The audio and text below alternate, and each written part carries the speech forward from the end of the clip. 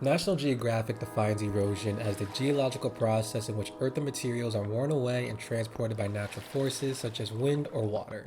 I'm going to borrow that definition real quick to describe this game, Spring Falls. It's a game in which my anxiety is worn away and transported by this game's forces such as its meditative music, charming design, and fun puzzles. My definition's a bit corny, I'll admit, but it's appropriate and was already in the script, so we're sticking with it.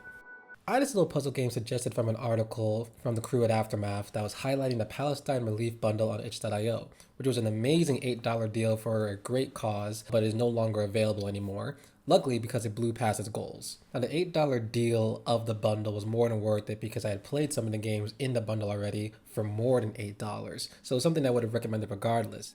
I wanted to download this game just to see if the additional games I hadn't played before were actually worth getting. So imagine my surprise when one evening I found that I lost 2.5 to 3 hours of my life out of nowhere and going to sleep at 2:30 in the morning thinking about how nature transforms the side of mountains. In a nutshell, Springs Falls is a genuinely perfect evening game.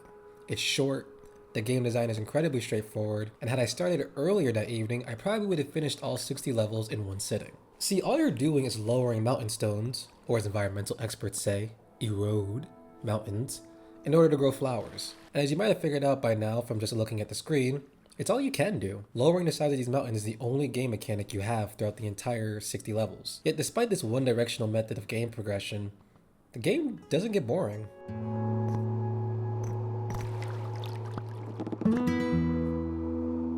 The best way to describe it is meditative. The music and sound design relax me in a way where I sink more into my couch with each passing minute. The graphics are simple, but in a very charming way. And overall, the whole experience made me feel like a kid watching Cocomelon, but I'm not a kid, I'm a 24-year-old adult. So in a nutshell, I was at peace.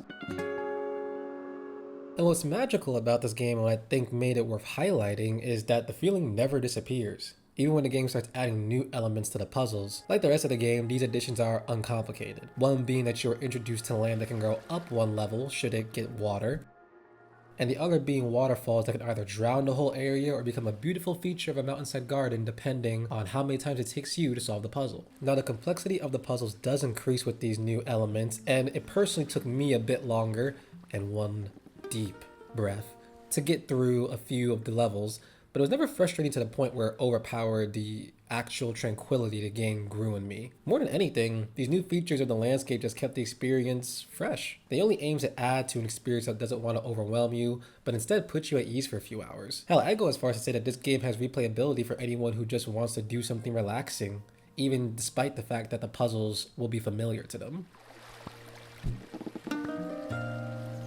The accompanying music makes you feel like you're going on a nice little mountainside stroll, and overall, the whole vibe of the experience make it something that I think if you're having an overwhelming experience one day, why not just sit down and play it again?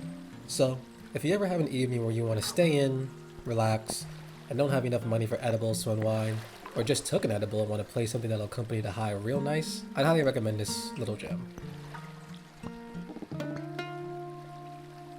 That's it. Thanks for watching.